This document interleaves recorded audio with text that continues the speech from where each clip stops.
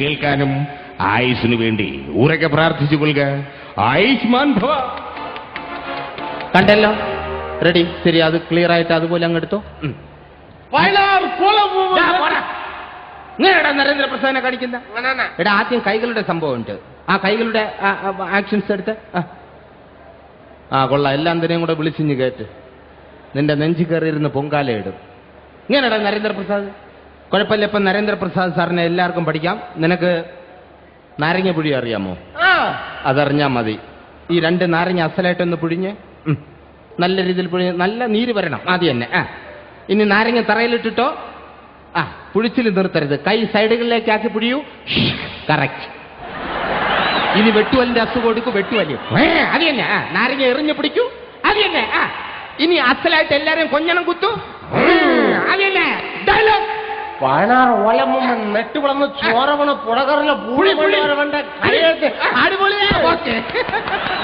അങ്ങനെ പ്രസാദ് സാറിനെ പഠിച്ചു കഴിഞ്ഞു. ഇനി നമുക്ക് ഏത് സാരത്തെ പഠിക്കാം? മധു. നമുക്കെല്ലാവർക്കും അറിയാം, മലയാളത്തിന്റെ കാരണവർ ഭാവാഭിനയ ചക്രവർത്തിയാണ് ശ്രീ മധു. മധു സാറിനെ പഠിക്കുമ്പോൾ നമ്മൾ പ്രത്യേകം ശ്രദ്ധിക്കാന്നുള്ളത്, ആദ്യം പുള്ളിയുടെ കൈകളുടെ സംഭവമുണ്ട്, പിന്നെ നടത്തയുണ്ട്, മുഖത്ത് വരുന്ന ഭാവാഭിനയമുണ്ട്, ഡയലോഗുണ്ട്. ഇതെല്ലാം ക്ലിയർ ആയിട്ട് വായിച്ചതുകൊണ്ട് ഭാവാഭിനയ ചക്രവർത്തി മധു.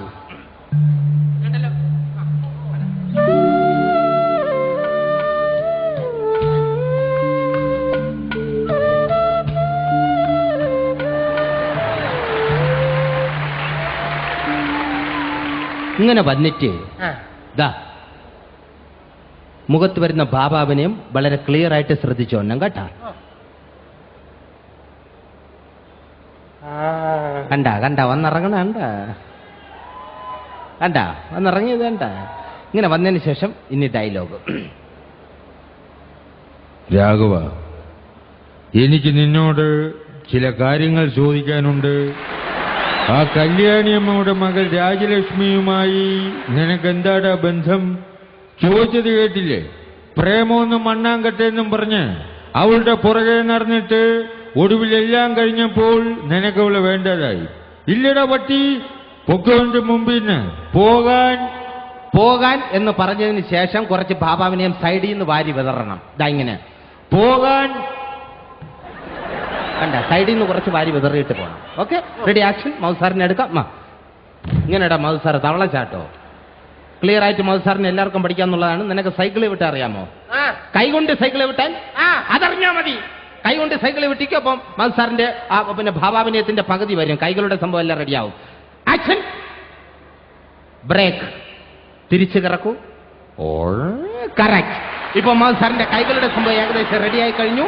ഇനി ഇടത്തെ കാലം ആർക്കും വേണ്ട, അത് എടുത്ത് എറിഞ്ഞ് നടക്കൂ. അത് തന്നെ.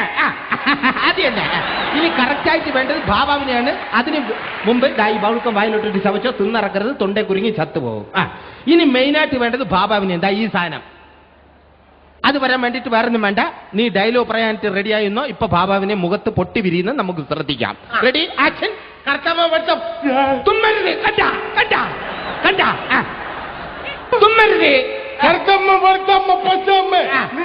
സൈക്കിള് വിട്ടറാ.